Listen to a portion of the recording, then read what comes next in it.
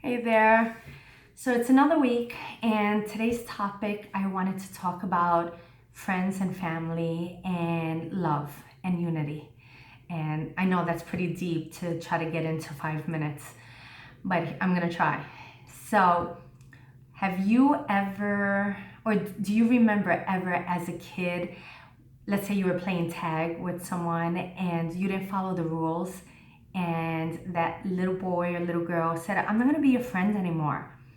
And did you not share a toy with your little bestie? And she said, I'm not gonna be your friend if you don't share with me. We're either guilty of having done this or been victims or viewed it happening to somebody.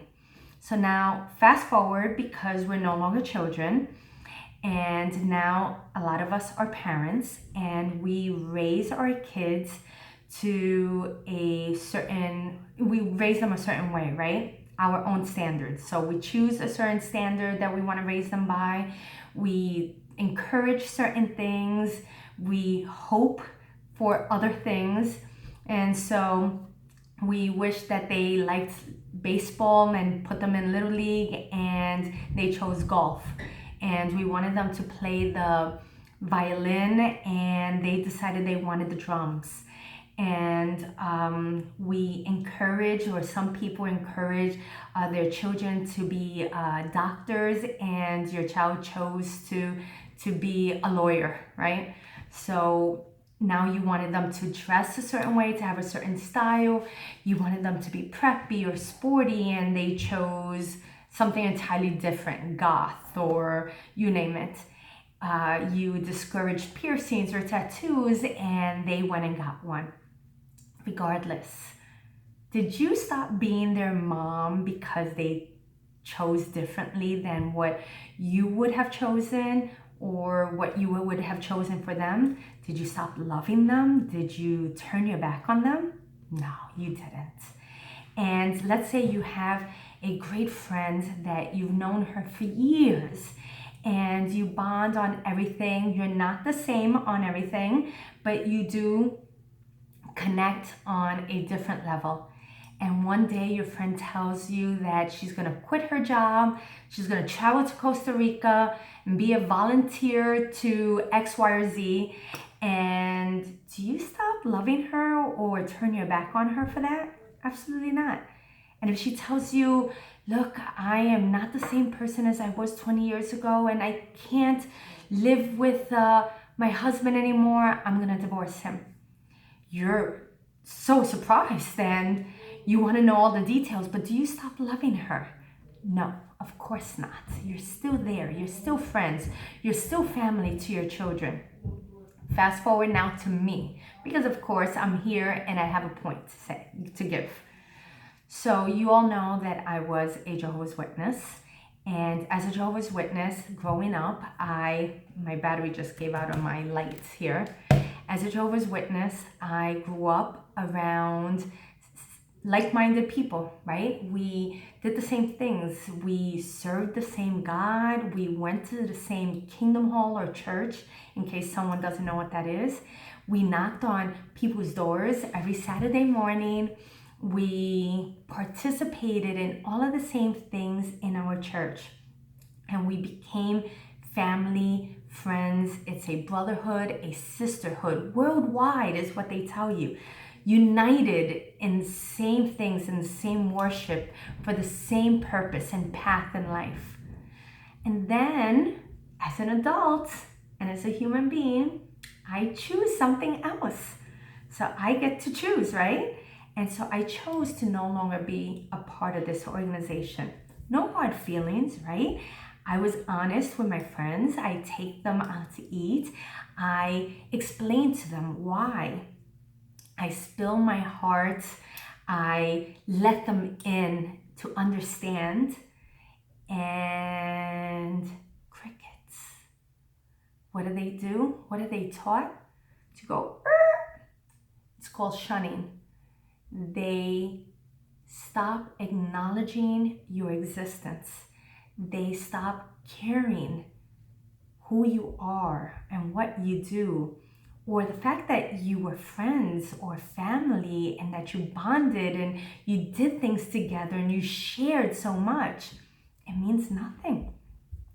All of that disappears with one conversation, with one choice. So what did I do wrong? I started to celebrate Christmas. I started to celebrate birthdays. I painted eggs on Easter with my kids. I celebrate Halloween. I celebrate today, Mother's Day.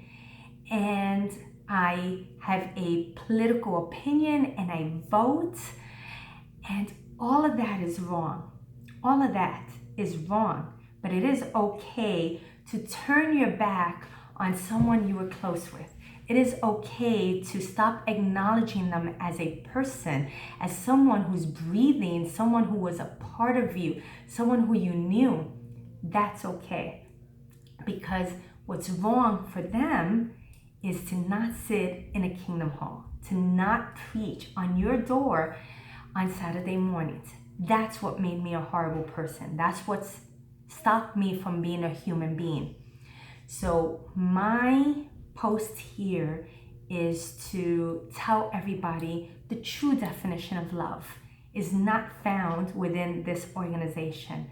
Love and unity, although preached in their when they go door to door, is the opposite of what they actually practice if you choose differently. So please be careful. Just know that my friends and my family who have stayed there, we're like this, and I will be there with you forever. There's nothing that you can do or say that will stop me from loving you and for being there with you. And for all of those who have experienced this, and there are thousands of you out there, if not millions, just know you have a friend in me.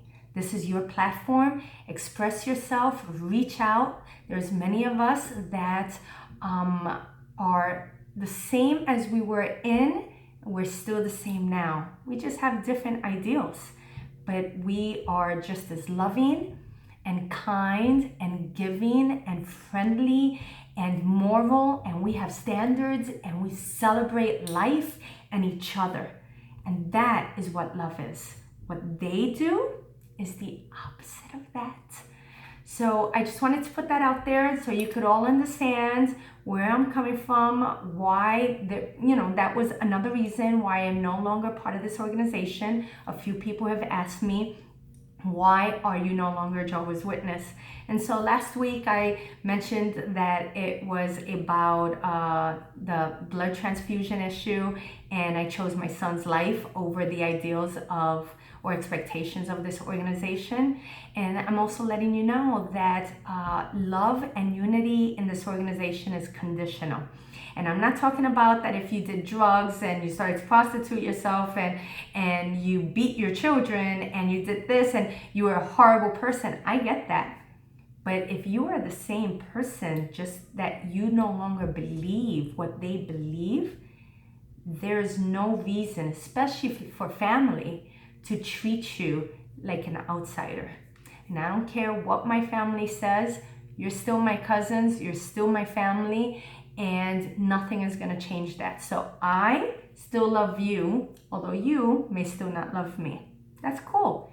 I know the true definition of love.